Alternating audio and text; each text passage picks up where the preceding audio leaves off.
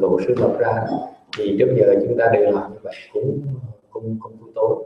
So we always do the evening ceremony. One of the major reasons being that's a mokshan offering. Lý do chính là cái mokshan.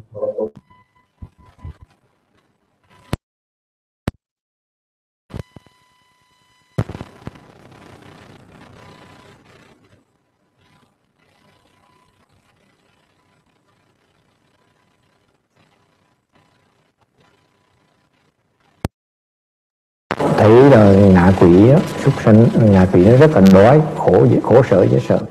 That's why he brought forth a mind of compassion, Ngài phát tâm từ bi, nên Ngài mới chế ra cái pháp này để mà cúng, để mà giúp cho cái chúng sanh đó.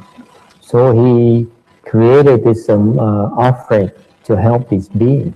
So he went back to the city and they told his disciples about it, and that's what they started doing. Và trở về là thành thị kể người khác nghe, rồi ai cũng bắt đầu bắt chước làm như vậy. And that became the standard of the evening ceremony. Là buổi tối, công phu tối đều có cái môn sơn thí thực. It's the area where part of the rings, part of the work we do is to feed the hungry ghosts. Tại cho tụi nó ăn cho đỡ đói. Okay, and you can do it too at home. Cái gì có thể làm ở nhà cũng được, because it's ask Vicky. Great Master Xian Che taught her how to do it. Yeah. Ngài thầy hiền giới dạy cô Vicky làm cái pháp này ở nhà, and it mixed results. Hay con mới nghe cái đĩa mà Tần Thiên Quá giảng không làm này. Mình thương quỷ mà không có gần quỷ, tại vì họ không có biết phải quấy, gần mình sẽ đắp bộ. Con mới nghe cái đĩa của Hòa Thượng vậy. Anh không được làm nữa. Tại gia không có làm. Oh, see? So now we don't do it anymore. If Master Shen Hua said don't do it, then don't do it. Tại vì họ không có biết phải quấy vậy, mình thương mình giúp cỡ nào họ không quậy mình chịu không nổi. So Master Shen Hua says, you're lay people, you shouldn't do the mokshan offering, because even though you're compassionate, you offer it to these hungry ghosts. They are troublemakers. They cannot tell right from wrong, so they're going to cause trouble for you. Okay, unless you have a great master who says, you know. Không có biết phải quấy, cái mình nói trúng họ nó sai, mình nói tốt họ nói xấu, họ bất mãn mọi thứ, họ quậy. They are upside down. You know, they take right for wrong, wrong for right. Therefore, there's no way to connect with them. Okay, and no way to relate to them. So they will cause trouble for us regardless. Okay, but at the temple, we don't worry about it. Cái chùa thì không có ngán, là tại vì we look for trouble. Rồi kiếm không có chuyện gì làm, phải kiếm chuyện. We have nothing to do, that's why we look for trouble. For you at home, you have enough trouble already, so we take it back. Don't do it, okay? We have to tell Xian Che to stop teaching the Taiwanese women. She's going to be in trouble. You could be in trouble. Okay, we have to. I think do we do the transference after lecture, the rebirth vow and so on. So how long does it take for that? Huh? 10 minutes. So we should be done by 7:45. Tối nay mình có cái phần thủ nhã này, là mình phải kết thúc sớm tí. Tonight is a special thing. Because we have the hands and eyes, Saturday hands and eye thing.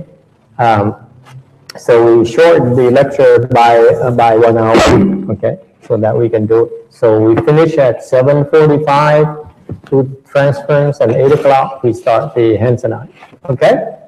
Yeah. All right. Well, welcome everyone to the first evening session of the Phổ Chi 2015 in the summer. Hoan nghênh quý vị, xin chào đón quý vị đã tới tham dự cái lễ Phật thất của mùa hè 2015. This is important cultivation time for us, time period for us. Lúc mà chúng tôi tu hành rất là quan trọng đối với chúng tôi, because this temple to the public, we promote teaching, we promote the practicing both feeling and chai. Chúng tôi chủ trương là vừa tu thiền tịnh, đồng tu, so that if you practice, and this is the Pure Land part of our annual, semi-annual Pure Land practice. Cái thực chất là chúng tôi tổ chức nửa năm một lần. We also have one in December, right? Cuối năm tổ chức thêm một lần nữa. All right. So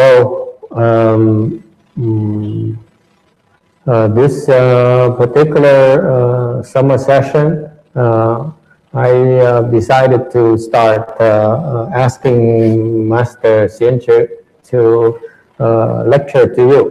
Từ hè này, bắt đầu hè này trở lên, thì yêu cầu thầy Hiền Trì tập và nói pháp cho quý vị nghe. Okay. So that I have a chance, I still have time, the chance to correct his mistakes, để có cơ hội, thầy có cơ hội để mà sửa những cái thầy không đúng. Okay. It's a luxury that they have, that you all have. It's important to learn to practice speaking the Dharma. Mình nên tập nói pháp. We have 4 valiant, fearless novices who are looking anywhere but in my direction, so that they don't get noticed. No, we're not going to make you speak Dharma yet. But eventually, part of the training, CTTD actually, we novices had to speak Dharma. Chứ ở Vạn Mười Thành, mấy người sa di đều phải nói pháp. The particular Shambhis, male novices, they are supposed to practice speaking the Dharma. Hồi đó Vạn Mười Thành là thầy nói pháp hồi ở trong hệ thống Ngài Tiến Hóa và nói pháp. I had to speak Dharma often because when the temples I went to, the masters would not be around, so I had to speak Dharma every single Dharma assembly. Hồi đó mà thầy qua mấy cái chùa kia đó, hệ thống Vạn Mười Thành phải nói pháp mà đều là vì ông sư mà chủ trì đó thường nó mặc ở đó, thành mình phải nói pháp hoài. And I was doing ceremony and speaking Dharma and doing everything else. So đó cái gì cũng làm hết đó. Okay. The left-wing person lifestyle is very difficult. Cái cuộc sống người xuất gia nó khó. It takes a long time to train, to come up to speak and training. Cần rất nhiều cái khiếu, những cái tài năng khác nhau. And that's why it's never boring. Bởi vậy cuộc sống người xuất gia không bao giờ mà nó nhàm chán hết. We have so many things you need to learn. Keep on learning. Ngày càng học phải nhiều. Okay. So now tonight I will I leave the floor. I give the microphone. I use the microphone to Master Xianchi and have a lecture to you, reminding him that he can lecture in Vietnamese, and I try to translate into Chinese. I mean English for you non-Vietnamese people. I will not try to translate into Chinese. The Chinese translation is related to the Chinese people. Okay. Ngày nay thầy Hiền Trì nói tiếng Việt, thầy sẽ cố gắng dịch ra tiếng Anh. Now, my other Vietnamese, I don't think the English is not good enough. This is a problem in the future. Trong tương lai nó có vấn đề. Mấy thầy mấy cô này thì Anh văn nó còn yếu. So I'm putting on an official call for people out there who are fluent both in Vietnamese and English. Okay, to come and help the translation of the Master Xianchi. Những nghe pháp Ngài Hiền Trì, thầy Hiền Trì phải tới dịch cho thầy. Okay. All right. Here you go. Nam mô Thập Phương Thượng Trụ Tam Bảo. Kính lại Hòa Thượng Thượng Tiên Hảo Á, Hòa Thượng Sư Ông. Kính thưa thầy trụ trì Lưu Sơn Tử. Hôm nay thầy chỉ định cho con nói về pháp môn tịnh độ cho đại chúng ở đây. Thì con cũng biết chút đỉnh, nhưng mà bản mát con không có gom được, nhưng mà rất may mắn là con vô và rút ra cái cuốn này. Tonight, Nam Mô, homage to the permanently dwelling triple jewel of the 10 directions. Tại vì Nam cái mô thì dịch cho nói nhiều quá rồi quên. Nam mô, homage to Master Shen Hoa, homage to the great Master Yung Hoa. He didn't say the great Master, I just added it for. Đầu tiên là tôi thấy may mắn là cái phòng tôi nó giờ tôi không có đường đi nữa. Tại tôi dọn qua tôi không có giờ tôi dọn dẹp. Bây giờ tôi rút cái gạt của này. And funny that he was asked, I'm asked to speak Dharma tonight, and I've been moving to my new room, which is now nicest room in the temple, and he picked up the book, and it's exactly what he's looking for. Hành đất rất bút là rút rồi đến. He has a lot of books in his room. Somebody actually complained to me that, could I make a suggestion I can volunteer to help him organize his room? And I said, no, don't touch it, don't touch it. It's a good thing that we didn't organize his room, because otherwise you would not be able to find this book. May có người nói nghe hiểu không? Okay, never mind. Có người hỏi tối thầy nằm đâu? Đừng có lo. Bây giờ tôi xin somebody ask him, where do you sleep at night? He says, don't worry about it.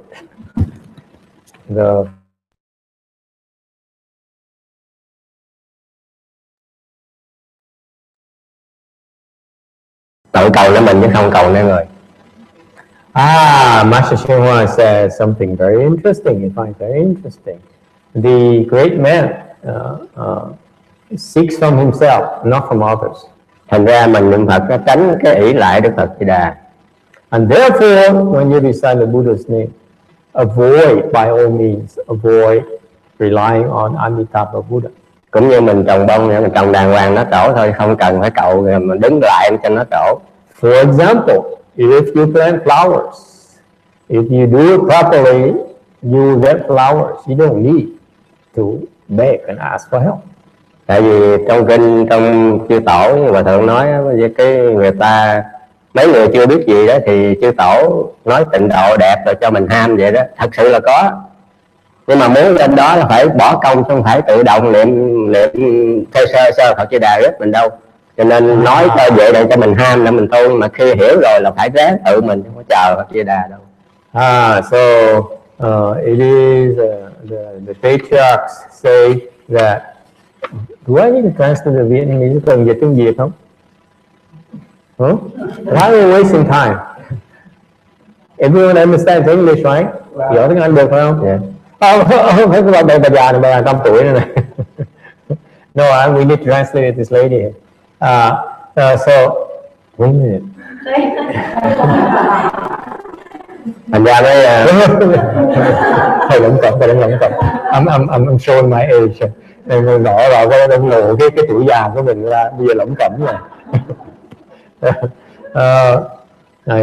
Master Shen Hoa says the Pure Land, the Western Bliss Pure Land is truly wonderful and very adorned. It really exists. But the Buddha speak about it is in order to make you excited, get you excited, and make you feel like you want to go there. But once you really believe and you start cultivating, you should not depend on Amitabha Buddha to bring you there. You need to really practice.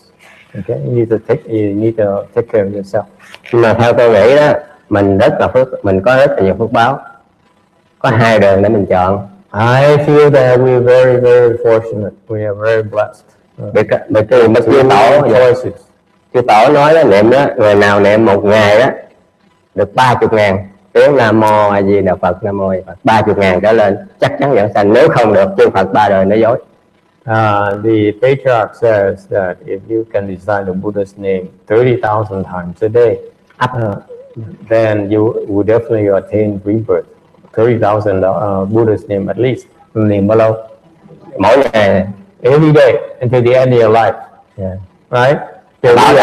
Bảo đảm là từ bây giờ tới cái chung phần đó.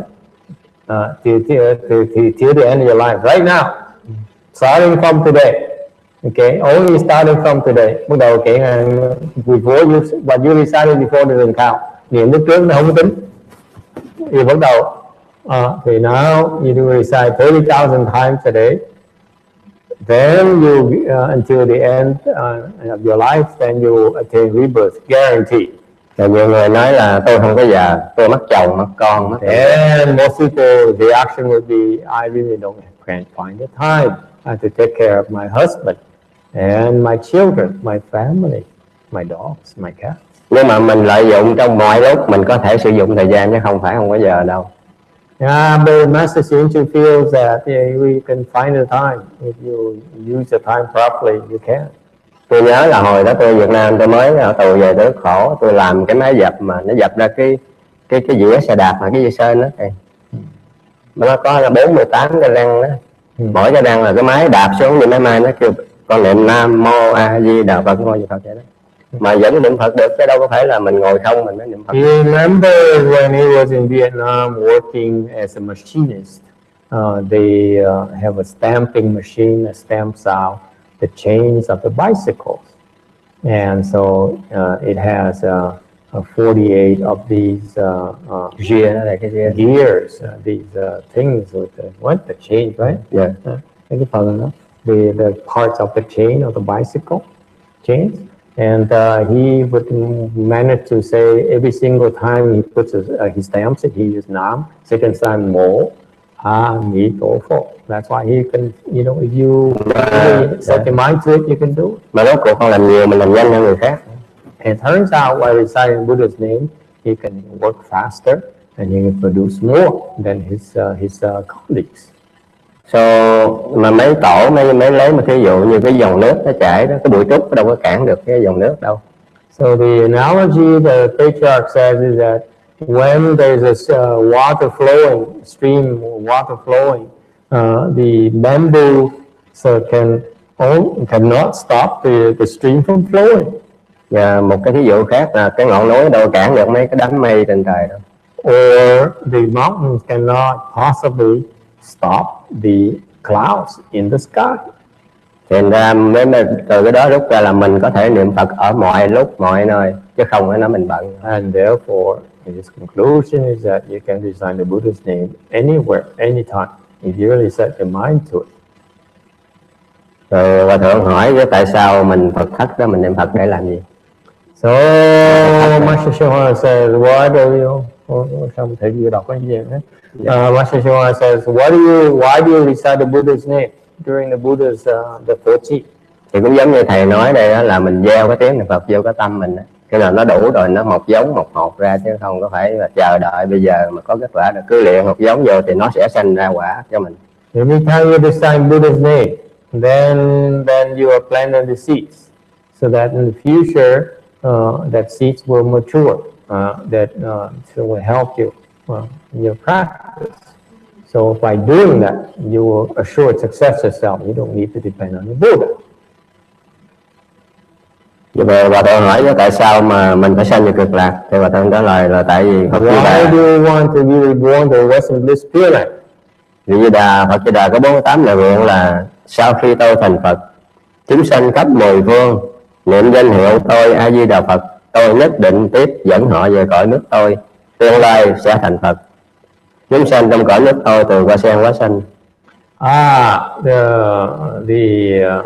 Master Shimon says you want to attain rebirth to the Western Bliss Pure Land because Amitabha Buddha has 48 great vows. That one of which says that if you recite my name, I will bring you to my Pure Land, and where you attain rebirth by transformation on a lotus flower. Cho nên niệm Phật nó không tốn tiền mà không có tốn phương tiện gì hết, mình bận lắm thì mình niệm bằng cái ý cũng được đó, miễn mình cân tinh tấn mình niệm là được giảng sanh thôi. So reciting Buddha's name doesn't cost anything; it's free, and you can even recite silently until you attain rebirth. Và nãy tôi nói mình có hai cái may mắn đó, thì đó là cái may mắn thứ nhất là mình có pháp môn tịnh độ. So cái may mắn thứ hai là mình có that's the first nature, the first part of the great blessings we have. We have a Pure Land Dhamma door. What is the second one?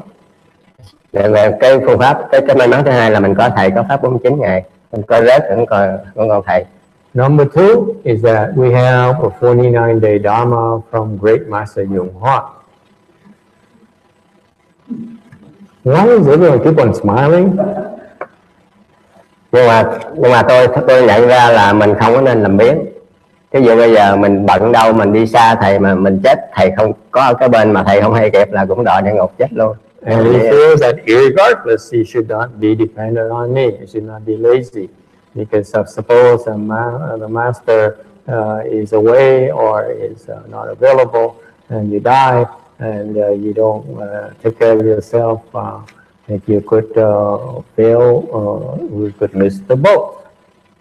Nhà thiền sư Vĩnh Minh Duyên Thọ đó có nói là đời nhà Tống in the Thong dynasty, the great master, great Chan master Dùng Miễn Sâu có nói là cái người có tu thiền mà tu tịnh độ nó giống như con cọp mà có sừng.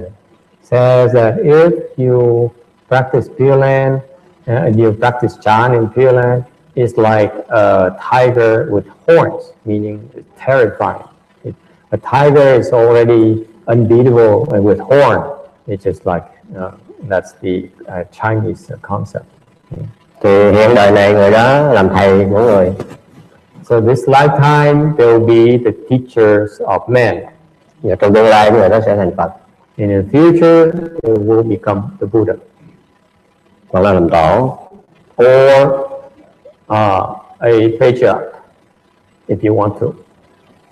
Mình ra trong này Hòa Thượng nói là cái người tham thiền cũng chính là người chân chánh niệm Phật, mà người chân chánh niệm Phật cũng chính là người tham thiền. Therefore, Master Hsuan Hua says that if you practice Chan, then you are also practicing the Pure Land. And or if you're truly practicing reciting Buddha's name, then you also actually are practicing Chan as well. Thành ra cái người Trung Hoa họ rất hay là họ dùng cái tiếng chữ niệm Phật. Người Việt Nam mình nói niệm Phật Nam Mô A Di Đà Phật, Nam Mô A Di Đà Phật, mình hiểu vậy thôi. Người Trung Hoa rất sâu sắc cái chữ niệm Phật của họ là chữ Kim ở trên chữ tâm, rồi chữ Phật ở cái bên.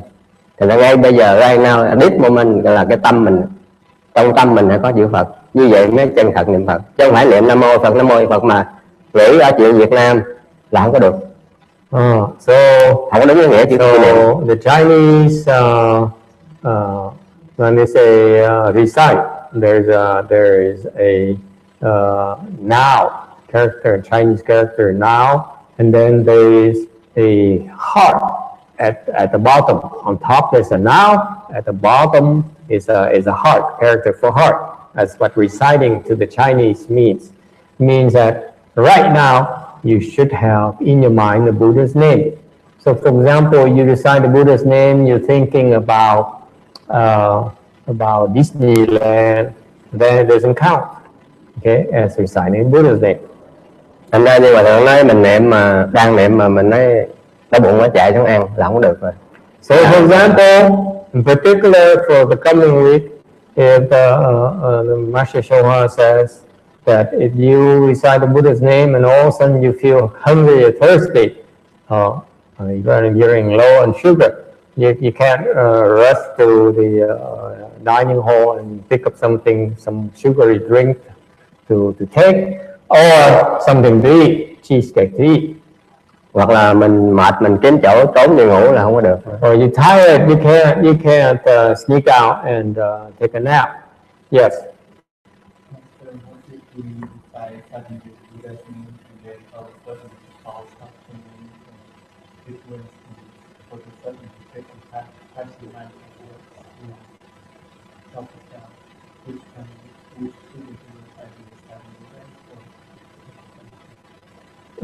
Có người hỏi là nếu như đang niệm Phật bỗng nhiên cái vọng tưởng nó nhiều quá thì làm sao bây giờ? Có thể dùng những cái pháp môn khác để trì cái vọng tưởng là không? Okay. Trong này Hòa Thượng có nói là mình niệm Phật và mình cầu để diệt cái vọng tưởng cũng là sai. Cứ niệm là cái chuyện kia kệ nó, mà niệm riết là tự động nó quét đi hết. And Master Hsuan Hua actually addressed that in that booklet. He says, if you recite the Buddha's name, do not seek to have no false thoughts. Don't do anything. Let the false thought arise, let them proliferate, you keep reciting Buddha's name, eventually they'll be gone. You don't need to react to it. Không react, không phản ứng. Quan trọng nghe hiểu rõ chưa? Niệm Phật á là cái niệm hoài cho nó vọng tưởng tới kệ đó. False thoughts arrive. Thành ra Hòa Thượng cũng có trích cái câu của ngài Giác Minh Diệu Hạnh Bồ Tát là ít nói một câu chuyện, nhiều niệm một câu Phật, đánh chết được vọng niệm phát thân hư hiển lộ. Hòa Thượng cũng có trích câu đó đây là cái vọng niệm của ông này nói. Just là dùng miếng Chan Sư như says the Chan Master dùng miếng show, and also Patriarch dùng miếng show says that cái gì nhiều ít nói một câu chuyện, tức là ít nói nhảm, ít nói phím, speak one word, one sentence less, recite one more Amitabha Buddha's name. Đánh chết được vọng niệm là coi you will be able to strike out the false thoughts, and phát thân người hiển lộ, and your Dharma body will manifest. Đó, nhưng mà chưa tổ mới kêu mình niệm từ 30.000, 50.000, 100.000 mỗi ngày, đó là vậy đó. And that's why the patriarchs recommend you recite the Buddha's name 30,000, 50,000, 100,000 times a day. Và trong một cái tài liệu khác tôi có mới nghiên cứu được là ngài Lý Bỉnh Nam á, ở bên Đài Loan á, là đệ tử của ngài Hoàng Ấn Quang đó. Also another document that I did research on, Lý Dùng Nán, mà nghe nói là Lý who is a disciple of Ấn Quang, tổ thứ 13 of Yên Quang, the 13th patriarch. Thì ngài nói là ngài điều khiển Phật thất 29 năm. This Mr. Lý Dùng Nán have been organizing the Phổ Trì for bao nhiêu? 29 năm. 29 years. Và ngài thấy có 2.000 người chết, 2.000 người lâm chung. 2,000 people who died trong thời gian đó hả? Yeah. Trong thời gian 29 years, 2,000 people passed away that he is aware of. Và có 10 người giảng sanh này. Only 10 of them attain rebirth. Đó là tỷ lệ 1/5/1000. So this is the people who came to this Phổ Trì, you mean, or? Yeah, Phổ Trì đó. Membership. So these people, of all the people that came to his Phổ Trì for during 29 years, only 10 made it to the Pure Land. Thì trong đó là tôi thấy là các tổ với ngài cũng nói là lý do mình niệm Phật không đúng, cho nên mình không giảng sanh. That's because according to the patriarchs, they don't recite the Buddha's name properly. That's why they never attain rebirth. Và cái nữa là Hòa Thượng có nói là một người mà cho rằng niệm Phật là pháp tối cao mà tham thiền này không đúng, hoặc là ngược lại cái người nói tham thiền thì tốt mà cái niệm Phật là sai, thì mấy người này không có hiểu đạo. In particular, going back to Master Shenhua's document, that's his own information now. In this particular booklet from Master Shenhua, he says that therefore, if you think you only specialize in Chan and reject the Pure Land, then your Chan skill is not high enough. Conversely speaking, if you recite the Buddha's name and reject Chan, then your recitation skills of the Buddha's name is pretty low. Cũng như trong kinh Kim Cang nói là cái tâm quá khứ qua rồi, tâm vị lai chưa đến, tâm hiện đại vi mật không thấy gì hết. Just like the Vajra Sutra says, the mind of the past cannot be obtained. The mind of the present mind cannot be obtained. The present mind of the future cannot be obtained. Vậy thì nãy mình trả lại cái chữ niệm Phật đó. Ngay bây giờ trong tâm mình có chữ Phật, mà Phật là gì? Phật là không sanh không diệt, có bất tịnh, tam cái giảm trong kinh Bát Nhã đó. Rõ ràng phải niệm Phật là tham thiền không? And therefore, if what is this when you recite the Buddha's name, what is it? It's according to the Heart Sutra we just recited. It is there's an increase, there's not diminish. Niệm Phật not có bất pure, not impure, not defiled, not pure. chữ Phật. Therefore, isn't that right there? Actually, when you're reciting the Buddha's name, that's a chant right there. That's a chant state right there. Nhờ Hòa Thượng cũng khuyên là mình phải chân thật niệm Phật. Tức là mình niệm, ví dụ bây giờ mình đang niệm Nam Mô về Phật, Nam Mô về Phật, thì cái tâm mình nó chạy về Sài Gòn, nó chạy xuống với Disneyland, thì mình phải kéo cái tâm về cái tiếng A Di Đà Phật của mình là right now, ngay bây giờ cái niệm Phật tôi mới nói đó, kéo nó về liền, không có để bụng rung mà nó chạy là mình không chân thật đó. So in order to recite the Buddha's name with sincerity, then you need to, as a false thought arises, to quickly go back to your Buddha's name recitation. The sooner the better. Hoặc là cái lỗ tai mình nghe theo tiếng niệm của mình. Or you use your ear organ to listen to your own recitation. Thì quý vị nghĩ nếu mà mình niệm một ngày 30.000 niệm mà với cái tâm như vậy làm sao không giảng sanh được? And therefore, if you can recite the Buddha's name at least 30,000 times a day, how can you possibly not attain rebirth? Nhà Hòa Thượng có nói là không có cầu thấy tánh thấy gì trong hiện tại, mà chỉ niệm, chỉ việc mình làm là cứ niệm, còn mình giảng sanh cái chuyện đó của Phật. Just recite the Buddha's name. Do not seek anything. Do not seek to see your nature. Do not seek rebirth. Did he say rebirth too? Dạ, mình có nguyện vậy thôi, nhưng mà khi mình niệm mình chỉ biết ngay bây giờ ra nào mình niệm Phật, rồi mình niệm cho đủ số để cái tâm nó định thôi. Còn cái chuyện khác tại but also what the Master Shewa means by that is that when you recite Buddha's name, just recite the Buddha's name.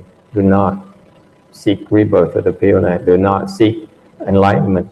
Then, if you do that, then it's called true recitation. You definitely have a good chance to attain rebirth of the pure light. Dạ, cái nhiệm vụ mình chỉ là nhất tâm niệm thôi, chuyện nó một chuyện đó thôi. Niệm mà không tham đó, meaning that không cầu đó, meaning you're not greedy, you're not seeking, but you decide Buddha's name. Thành ra lý do đó mà mình đi đứng nằm ngồi ăn cơm uống nước nằm ngủ gì cũng niệm được hết, là mình cứ trong ngay bây giờ niệm Phật là cứ việc đó mình làm thôi. And that's why you should keep on reciting Buddha's name during this 4G in particular, whether you are eating, whether you're going to the toilet, whether you are taking a drink, you should be reciting Buddha's name. Thành ra cái This is why, by the way, we do have a 4G, because in the 4G we drop everything and all you do is keep the mind on the Buddha's name.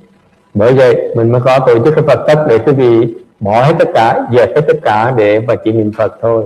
We even those who are lucky even have room for you to stay so that you don't even have to drive back to your place. Những người may mắn mà có thời giờ đó thì có chỗ ở trong chùa nữa, mà để quý vị khỏi phải ra khỏi chùa phải lái xe đi, phải you have to go back home and be tempted by watching TV. Không có phải về nhà mà để coi TV được. Okay, or talk to your neighbors like some of our people like to do, gossip, hoặc là đi nói chuyện thị phi với láng giềng. Right, true chính. Cái này mà tôi nói là nếu mà mình niệm liên tục như vậy đó, thời gian mình nghe tiếng chim kêu, nước chảy, gió thổi đều là tiếng niệm Phật. Nam Mô A Di Đà Phật, Nam Mô A Di Đà Phật. You recite Buddha's name like that constantly, then eventually you get to state where if the wind blows, you still hear Buddha's name. If the water, the stream or water is running, a sound, you still hear the Buddha's name. Okay. Cái điều này tôi có kinh nghiệm rõ ràng là má tôi đó đã già 70 tuổi rồi. His own personal experience has been his mother was in 70 years. Bà niệm Phật mỗi đêm là hàng 10 mấy 20 sâu 108 đó trước khi bà ngủ. Every night he would recite the Buddha's name for about with this Buddha recitation beat, 108 of them. 20 or 30 of them before she goes to sleep. Thì bữa đó nhà tôi cách cái nhà khác như cái hẻm mình ở đây với cái nhà của Chile bên đó vậy đó, khách bên vậy đó. Nó mở cái máy dệt, máy dệt nó chạy đó, cái thoi mấy nó đánh răm nó suốt đêm 24 luôn á. And in Vietnam, the houses is very close to each other, and therefore the neighbor's house is as close as the house next door. That's how big the streets in Vietnam are. Okay, for us, and even now, I'm living in places where even it's just like you're next to your neighbors. Nó chạy cái máy có thể đây mà bên kia đường vậy nghe window, nghe rất là lớn. Hey, and you face to face. Even the sidewalk. Lên những cái hẻm này khoảng chừng 10 phút. The neighbor was having a what is it? That weaving machine where the loom, and it's very loud. Boom, boom, boom. Thì sáng hôm sau tôi xuống nó hỏi má ngủ được không? Má nói đâu có sao đâu. Tao nghe nó niệm Nam Mô A Di Đà Phật, Nam Mô A Di Đà Phật, Nam Mô A Di Đà Phật. Tại cái tiếng kêu của nó cái nghiệp của nó. And so he asked his mom and said, could you sleep last night? The neighbor's loom is pretty loud. She said, no, it's very rhythmic. Every single time they have that pounding sound, I heard it as Amitofo, Nam Mô Amitofo. Cái nghiệp của nó như vậy mình theo cái nghiệp đó. And then you can see recite Nam Mô Amitofo, Nam Mô Amitofo, Nam Mô Amitofo. Thành ra bà nó ngủ được nhưng không có phiền não vậy đó. Very good. Time is up. Phải chẳng là dạy cho con nói lẹ quá. He talks too fast. We don't know things to talk about. Nói lẹ quá, hiền trì, nói nhiều quá. Mình nói mà một năm cái mình hết cái đề tài nói chuyện. We talk too fast. But then it only takes about 1 year to finish all the knowledge about Mahayana. See, I've been speaking Dharma for 8 years now. Thầy đã nói Pháp là 8 năm trời, you know that? And every week, I speak at least 8 hours of Dharma before I have my children, before I have a family. Trước khi mà thầy còn độc thân, tuần nào cũng nói Pháp 8 tiếng đồng hồ. You know, the father only speaks Dharma for 45 minutes. Mục sư nói chuyện nói Pháp 45 phút. They have the entire week to prepare, okay? For 45 minutes on Sunday. Chủ nhật mấy vị linh mục sư mấy ông cha thì nói Pháp là 45 phút rồi. Ngày Chủ nhật thôi, đúng không? Thầy là ngày Chủ nhật thứ Bảy nói chuyện 7-8, nói Pháp 7-8 tiếng đồng hồ. And so before I was still a single man, I would use to speak Dharma for 8 hours. And now I have a family. Have 6 children. Bây giờ có con cái 6 đứa con tất cả. You know, no one do I speak several hours a week on a weekend. I also have to speak Dharma to them as well at lunch, at dinner, at breakfast. Khi nào phải nói Pháp ấy? Even shave ice, I still speak Dharma. Dẫn cả lâm phải nói Pháp. And I in my room and they said, Master, we having some we socialize. Can you come out and speak Dharma for us? Mấy nhỏ nó kêu hoài thầy nó thầy con tụi con đừng nói chuyện với nhau mà này thầy đó nó Pháp cho con nghe được không? I said, oh yes, I'm coming. I have nothing else to do. Cái thằng con mà tôi nói chậm chậm. So I trick to him is I speak very slowly. Mà nói rất là chậm. Tôi have to speak for 8 years. Tôi xin đọc cái này nè. Thật ra đồ tomorrow. Make them come back for tomorrow. It's like there's something very important. This is what you learn to say. There's something important I need to tell you. But you know what? Time is up. Good job, huh? Very nice. Lần này dễ đó là tại vì ông già một chút nên Hồ Thượng nói ai mà dám xử lý Hồ Thượng chưa nói. It's easy job for me because he quotes Master Sheng Hoa. Who am I to correct Master Sheng Hua's teaching? Okay, thank you. So let's get up with the function because 8 o'clock we have the Tantra session. Tại vì mình cầu hướng công đức, tại 8 giờ mình phải bắt đầu cái mật tâm của mình. Okay.